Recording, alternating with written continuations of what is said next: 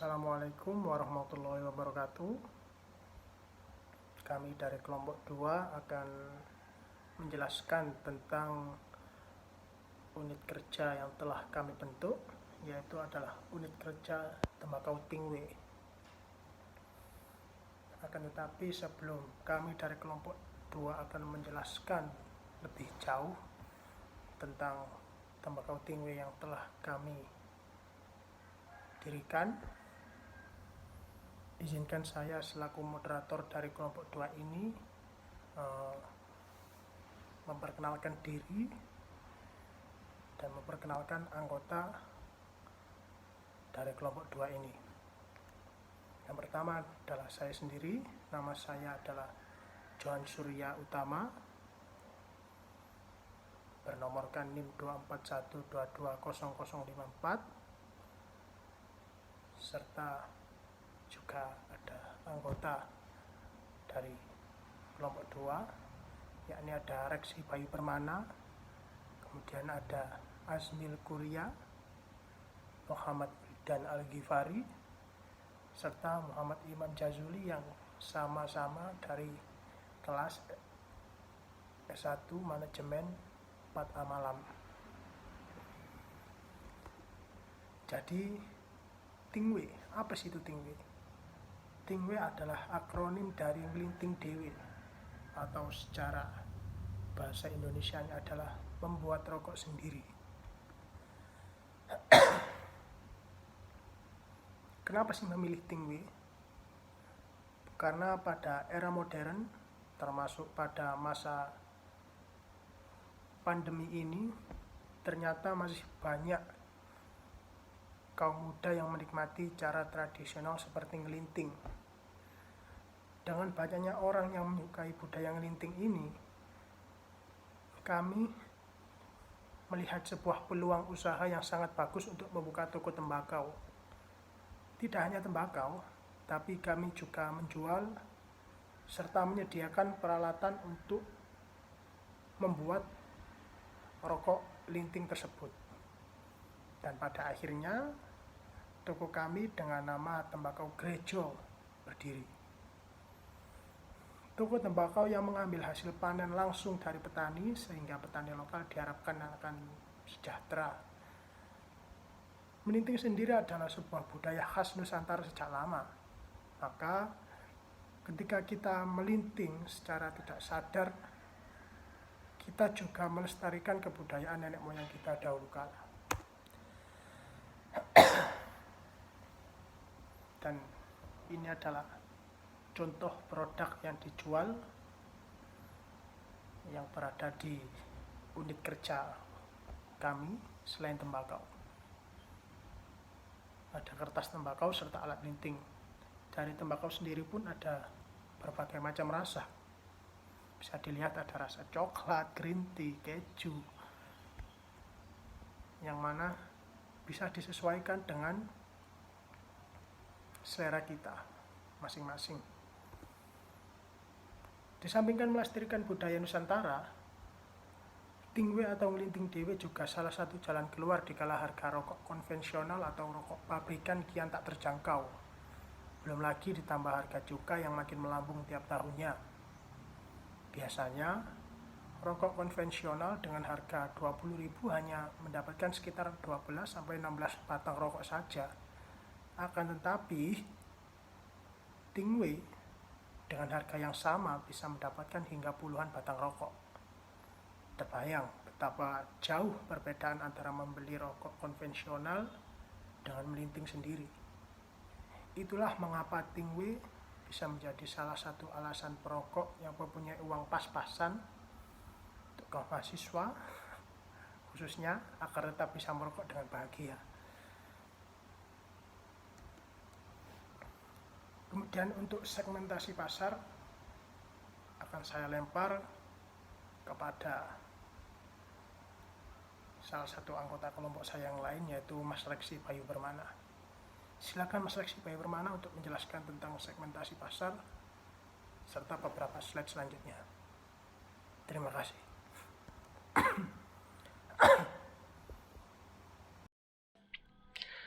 Assalamualaikum warahmatullahi wabarakatuh. Perkenalkan, nama saya Reksi Bayu Permana. Saya dari S1 Manajemen 4A Malang. Sebelumnya terima kasih atas waktunya Mas Johan. Dan di sini saya menceritakan tentang segmentasi dan kelebihan dari Tingway. Seiring dengan kemajuan zaman, pasar juga semakin kompleks. Banyak pilihan produk, banyak muncul pesaing, serta konsumen pun tampak semakin beragam. Tak terkecuali dengan produk rokok, semakin banyak merek rokok yang beredar di pasar, dan semakin beragamnya konsumen juga membuat pasar rokok semakin kompleks. Hal itu menuntut para produsen maupun pemasar untuk melakukan upaya lebih keras dalam memasarkan produknya. Pasar yang kompleks membuat pendekatan dari segi demografi saja tidak lagi memadai. Oleh sebab itu, peneliti mencoba untuk menggunakan pendekatan psikografi dalam melakukan segmentasi pasar.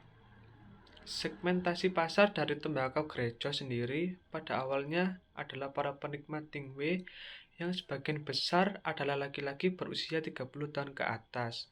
Namun saat ini budaya Tingway sedang banyak diminati oleh para kaum muda yang berusia 21 tahun, terutama laki-laki. Selain hemat dan pas untuk kantong mereka, rokok Tingway bisa ditentukan sendiri cita rasanya oleh pelinting itu sendiri. Untuk kelebihan dari Tingway, yang pertama harga murah. Kenapa disebut harga murah? Karena kita membelinya itu dalam bentuk kiloan. Untuk alatnya sendiri pun cuma puluhan ribu atau ratusan ribu, makanya kita bilang harga lebih murah. Yang kedua, rasa dapat ditentukan sendiri. Ketika kita bosan untuk rasa si A, kita menggunakan rasa si B untuk menikmati rasa tersebut. Ketika kita bosan dengan rasa si A atau si B, kita coba lagi rasa si C. Sehingga mulut kita itu ada rasanya gitu. Yang ketiga, mempunyai seni tersendiri saat melinting. Untuk kami, kaum anak muda, biasanya kan lagi ada yang gabut gitu. Daripada kita gabut ngopi nggak jelas, mending kita mempunyai seni tersendiri saat melinting. Dan itu pun membuahkan produk dan akan membuahkan hasil untuk diperjualbelikan. Untuk selanjutnya, silakan Mas Hamim Jazuli.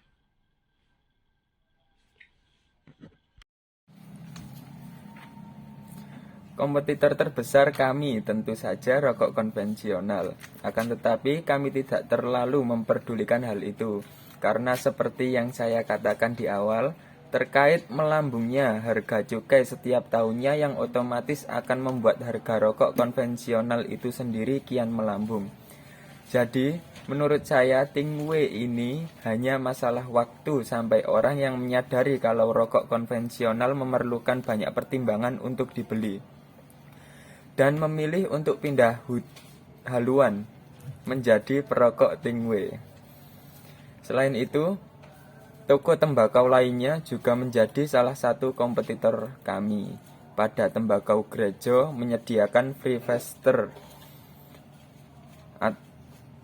dan tempat yang nyaman bagi pelanggan untuk mencoba maupun hanya duduk bersantai. Fasilitas tersebut jarang ditemui di toko tembakau lainnya.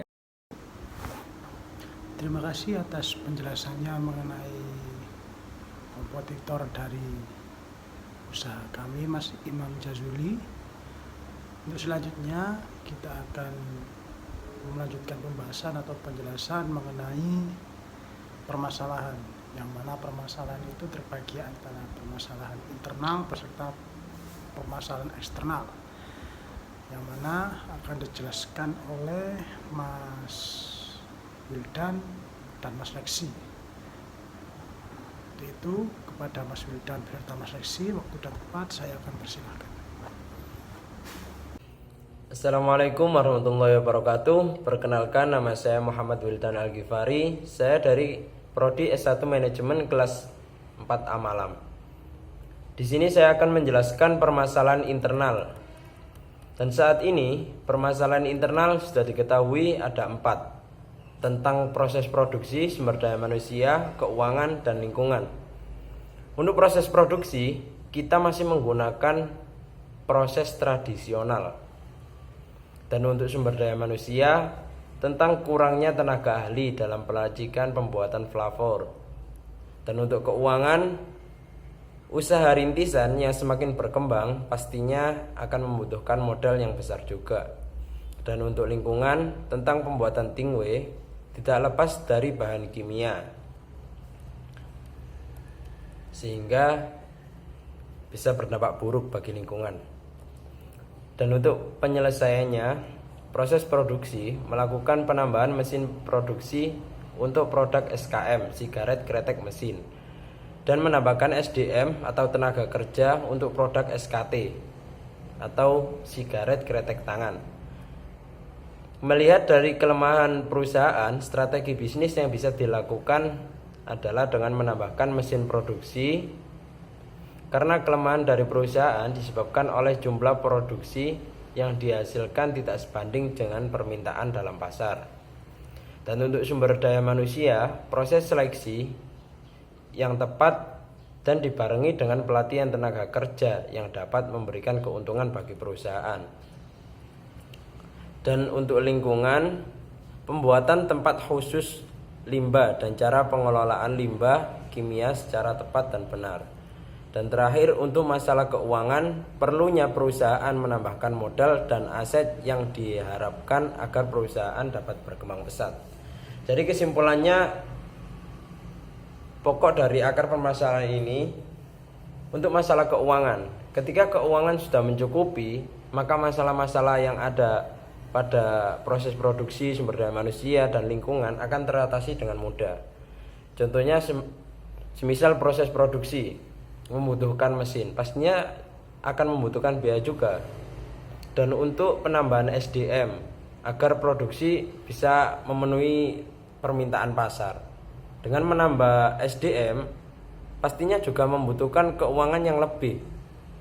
Dan untuk lingkungan, pembuatan tempat khusus juga membutuhkan biaya, terlebih masalah penyewaan tempat atau membelinya. Jadi semua permasalahan bisa kita simpulkan dalam artian perlunya perusahaan menambahkan modal dan aset yang diharapkan agar perusahaan dapat berkembang pesat. Ini sudah kunci dari berjalannya suatu perusahaan.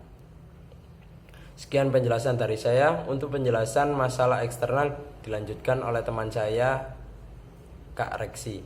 Ya, silakan, tempat dan waktu saya persilahkan. Baik, terima kasih atas waktunya Mas Wildan. Dan di sini kembali lagi bersama saya untuk permasalahan eksternal dan penyelesaiannya.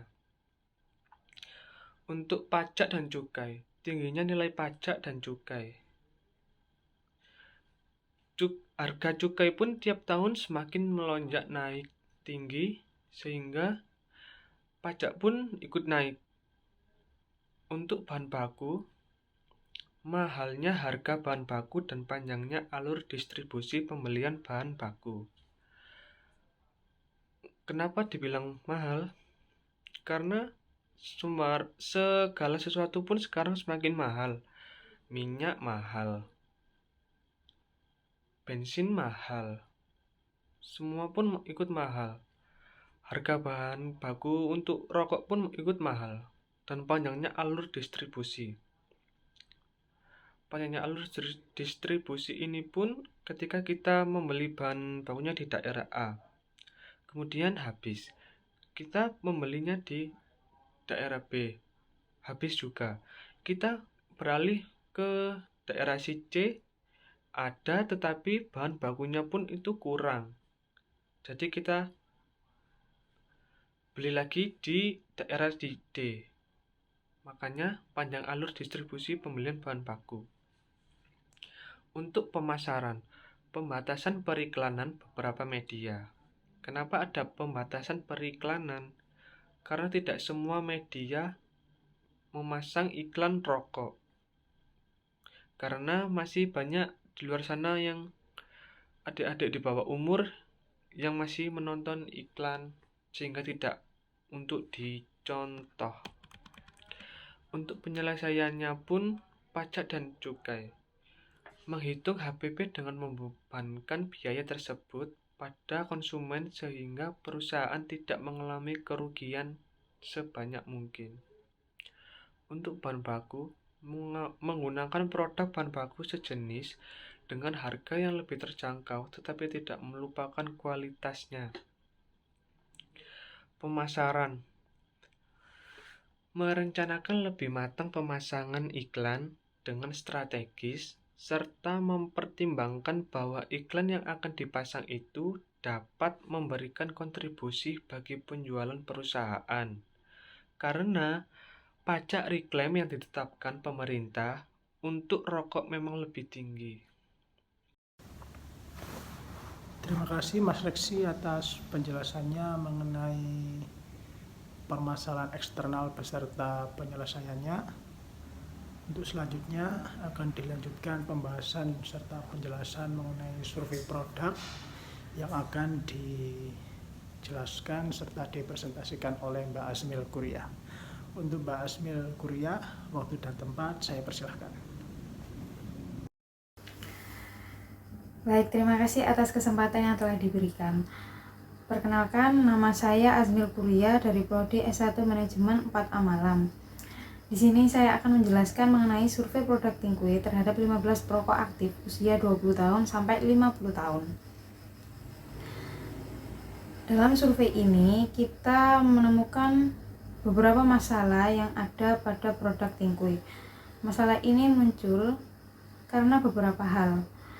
Di antara lain yaitu mahalnya harga produk, rasa Tinkwe yang kurang bervariasi, dan lain-lain. Dan untuk itu kami juga mencari solusi untuk menangani masalah tersebut. Masalah pertama yaitu harga Tinkwe relatif mahal. Untuk itu kami akan membuat produk sesuai dengan keinginan dan budget customer. Kemudian kita juga akan menyesuaikan bahan baku serta mencari supplier terbaik. Yang kedua yaitu rasa Tinkwe yang kurang bervariasi. Maka dari itu kami akan melakukan inovasi serta riset pasar mengenai tren tembakau yang digemari saat ini dan akan rutin melakukan survei produk. Yang ketiga yaitu ketidakpraktisan produk Tinkwe. Untuk itu kami akan mengembangkan produk dengan bentuk yang beragam dan lebih praktis agar customer dapat mudah mengkonsumsi Tinkwe. Yang keempat adalah keterbatasan akses pembelian. Untuk itu, kami akan berupaya untuk segera membuka cabang atau store resmi di berbagai kota agar konsumen dapat mudah menemukan Tinkwe dimanapun, kapanpun. Dan untuk yang terakhir adalah dikarenakan kemasan produk Tinkwe kurang menarik. Dalam hal ini, kami akan mengupgrade desain produk agar lebih dapat dikenali. Dan cukup sekian pembahasan hasil survei dan cara penyelesaian produk Tinkwe. Untuk selanjutnya, saya akan kembalikan acara pada Saudara Johan. Saudara Johan, saya persilahkan. Terima kasih.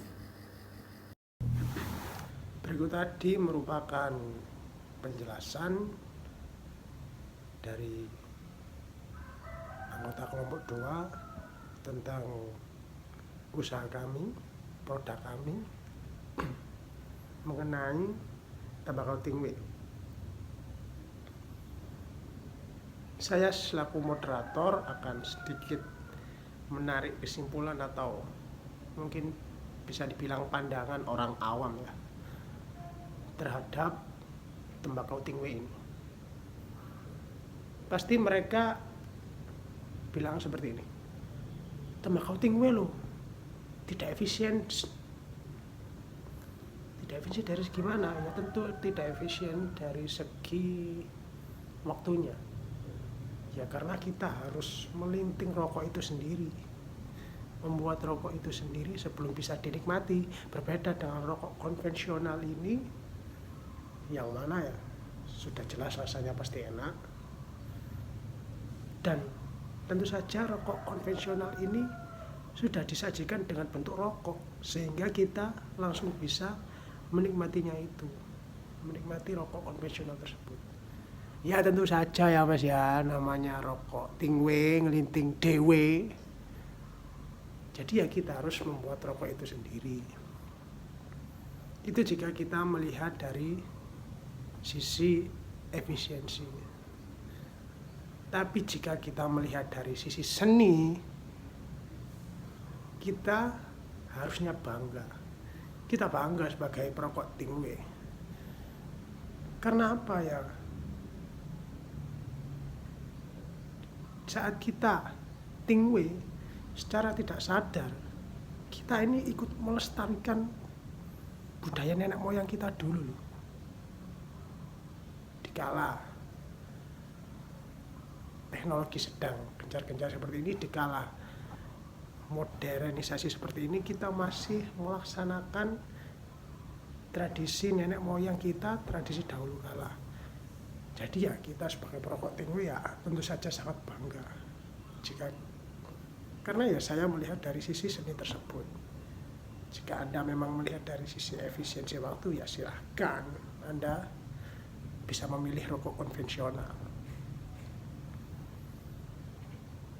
Jadi ya mungkin itu saja dari saya selaku moderator, selaku perwakilan dari kelompok 2. Sebelum saya tutup, saya memohon maaf kepada Pak dosen atau teman-teman sekalian yang mungkin ada penjelasan dari saya, dari anggota kelompok 2 yang mungkin kurang jelas atau menyinggung di hati Bapak serta teman-teman sekalian. Saya perwakilan dari kelompok 2 memohon maaf yang sebesar-besarnya. Sekian, wassalamualaikum warahmatullahi wabarakatuh.